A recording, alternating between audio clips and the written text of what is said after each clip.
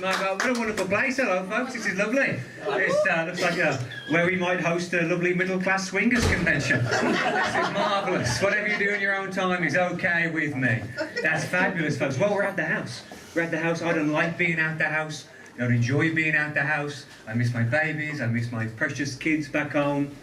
I have 14,000 of them. I have 14,000 Star Wars collectibles. Yes, I do. Yes, I do. If you're thinking to yourself, why? Then, yeah, my parents look at me and ask me that question every day. Why didn't we use protection? This is not good. But I get the usual stuff. Oh, you must be such a fan. How do you keep your toys so clean? You're going to die alone. You know that, don't you? Thanks, Nan. That's marvellous. Absolutely marvellous. And it's been pretty tough being a geek. If you collect things, then you know that it's like, you know, it's a part of you and stuff. And of course, being a teenager growing up and stuff, I was not that good with the opposite sex. I was very, very, this is how I dance, okay? This is how I dance. This was not going to do it. So the first time I ever got a girl back to my room, it's not my place, obviously. I live with my parents. You're not shocked, I can tell. yeah, we guessed you floppy-haired weirdo. Yeah. We understand you live with your parents. Don't worry about that. So they were away. So she came. Now what I did was, because I got all these toys, so I closed my bedroom door, and we're in the living room, and the night is leading somewhere and stuff, and she says, "Oh, can we take this back to your bedroom?" I was like, "Oh, the toys. Wouldn't you be more comfortable in the pantry? Let's go outside to the pantry. That'll be nice." She's like, "No." So we go to the door. So I said this line. So we're at the door, yeah. I said, "Look, you need to know something, okay? I collect things." Sheer fear drops. She was thinking like severed heads, skin. Hindsight might have been a bit easier. So we walk in, she sees all these toys and stuff. Now I'm nervous, okay, like most teenage boys are. I'm nervous. Obviously I'm also nervous because I've heard there's a lot of thrashing during sex. So I thought, any minute now she's going to roll over and knock over that Master Replica's European size exclusive Luke Skywalker Empire Strikes Back replica, complete display, damning conditioning back!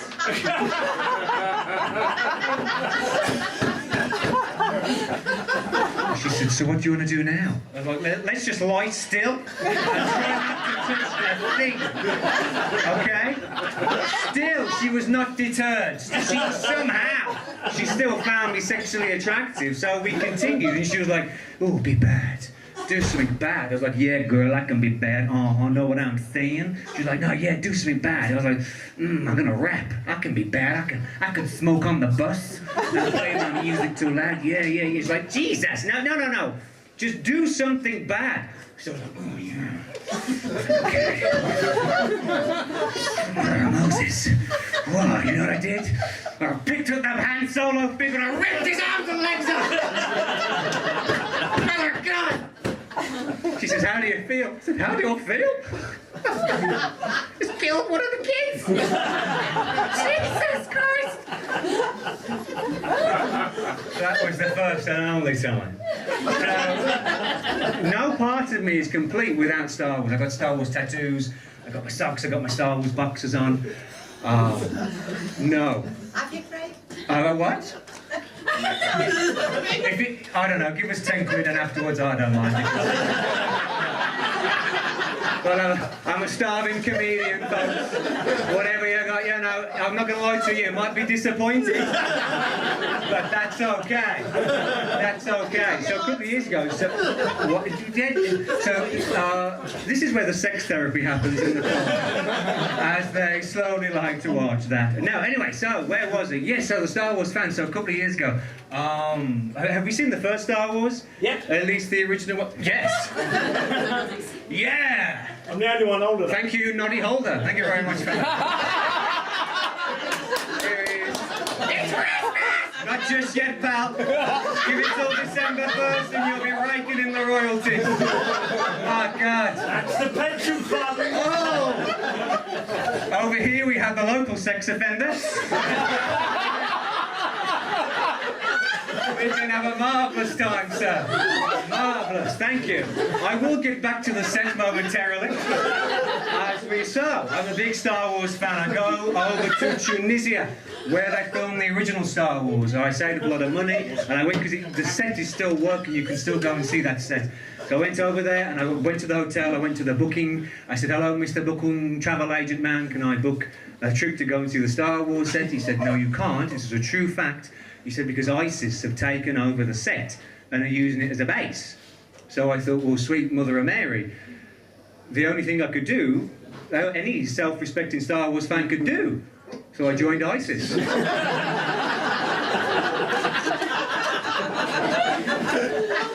Nothing, me and you, pal. Nobody will be over there. We'll be there. So it hasn't all been doom and gloom for me, though, my dear friends. A couple of years ago, I was slightly proud, not too proud, a little proud, but I became a published author. Oh, thank you, thank you. Thank you. Well, that, it was Rise of the Geeks following an alien invasion.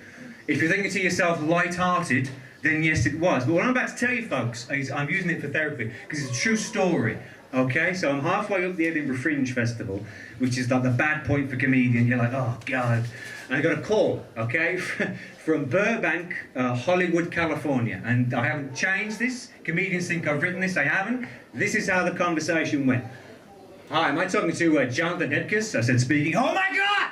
I love you! I read your book! Man, I love your book! Last night, I read it in one sitting. I read your book. I loved your book that much, I got my intern to hold it while I was taking a dump. That's how much last night I screamed at my wife. I said, I work with Jonathan Hipkiss. You're great. You're just sweet mother of God. I can't believe I'm talking to you. I gotta work with you. Here's what I'm thinking. One word. Netflix. Okay? Two more. You, producer. 10-part Netflix series. You are gonna be huge. You're gonna be as rich as Scrooge McDuck. Yeah. Now, I'm not going to lie to you, that man had my attention by a good damn margin. I said, my God, man. I said, what? I said, this, I can't believe this. You love my book that much? He said, yeah, what do you want? You want Harrison Ford? Well, he's too old. We'll digitize him. But I just got to work with you. I said, sweet. So I put it on loudspeaker. I said, well, what do you love most about the book? Is, oh my God, pal, what's not to love? The story, the characters, the title. As soon as I read that title, The Lost Orphan of Auschwitz, I knew I had to work with it. Now, Noddy Holder is ahead of me by a few steps here. I said, what? I said, what? He said, your book, The Lost Orphan of Auschwitz. Your book is not about... I said, mine's Rise of the Geeks followed by an alien invasion. He said, your book isn't about the lost orphan fighting oppression in the Nazi ghetto, finding his mother. I said, no, mine's about chubby teenagers from Dudley. Down when I'd laugh you mad, but I'd go to home in Barbados halfway through that damn phone call. And that one still hurts pretty bad, but not to worry. So, yeah, the war's gone. I live at home, as I said, the war's gone crazy, and we've got to keep ourselves sane. We do what we can, you know, and I find like dripping into my family. That my old man, God, look, you look a bit like my old man, sir. You look a bit like he's well, I'll have to go on Jeremy Carl to find that one out, my friend. Okay. So he and now my old man, he's got to an age he doesn't care. Do you care? My old man doesn't care. Doesn't care about what he says. Doesn't care about who he upsets. Much like yourself, sir. Doesn't care about what he looks like either. And that's okay. That's because you're looking suave, baby. You look like Mick Jagger if he'd got glaucoma. Marvellous, absolutely marvellous. Yeah, my dad will wear clothes that even Oxfam would go, no thank you. We know the kids need it, but they don't need it that much. And then you've got my granddad. My granddad's 93. He's 93. He's just got a new zest for life. He's bought a harmonica, which is fine. He's learned to play the harmonica, but he's genuinely convinced himself that he's a 1940s blues musician. So I saw him Sunday. I said, Grandad, how are you? He went, not so bad, not so bad. Oh, hot damn. I said, where's Grandma? Grandma's dead. Yeah. Not so bad, not so bad. Mm-hmm. Well, I was going going to do a couple of other things, but I'm very conscious of overrunning. So I'm just going to, I'll skip ahead and I will... Just overrun. Oh, bless you. So yeah, okay, my mum, I'm conscious of it. I do the comics though, so I'll be quick. I'll be very, very quick, okay?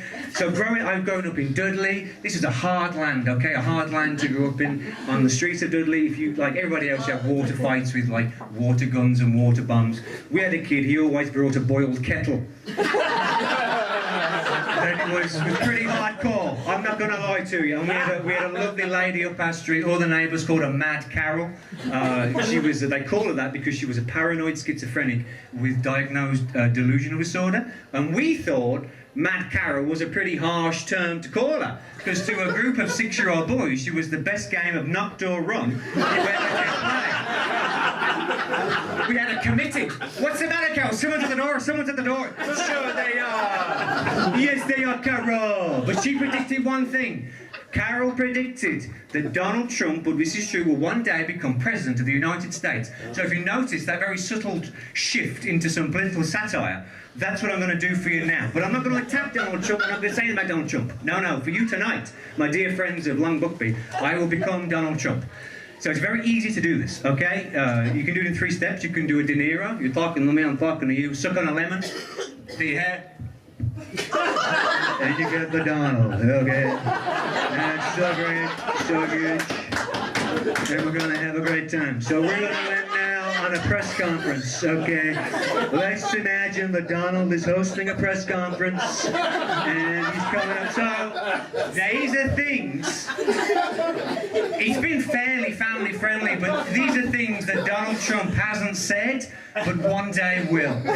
Okay? So he steps up, he said, yo, we got, okay, let's take a question over there. Where are you from? Yo, Bobby, it's Donnie here from CNN. No chance, okay, you're fake news. Let's take a question over there. Who are you? Hello, I'm Eleanor. I'm Eleanor from the BBC. Oh, that's great. I love United Britain. They're a great place. I got a tremendous amount of respect for you in United Britain. What's your question? Hello, right. A lot of talk about the China Wall, Mr. Trump. Who's going to build it, though? Who's going to build the wall? Who's going to build the southern border wall?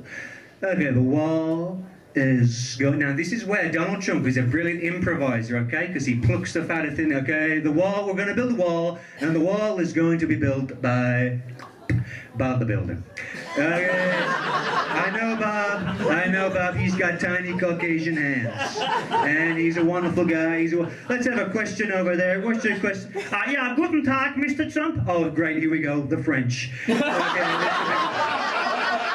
Okay, this would be great. What's your question? Yeah, look, there's a lot of talk about China, okay? The trade talks to China. What can you tell us about China? Okay, I'm going to go and visit China very soon. Love China. And I can't wait to meet the president of China, Kim Jong-un. He's gonna be great. No. They're the same people. They're the same people. Okay, we got time. We got time for one more question over there. Hello there, Mr. Trump. Oh, the Russians, lovely people. I appreciate it. Okay, what's your question? Yeah, well, okay. We have a United Nations summit coming up. We're just wondering, you're gonna go meet Angela Merkel. What are you going to say to Angela Merkel? Okay, Angela Merkel. Okay, I got a tremendous amount of respect for Angela Merkel. Angela Merkel, great guy. Folks, you've been a delight. Have a great night. Enjoy your headline act. See you again soon. Take care.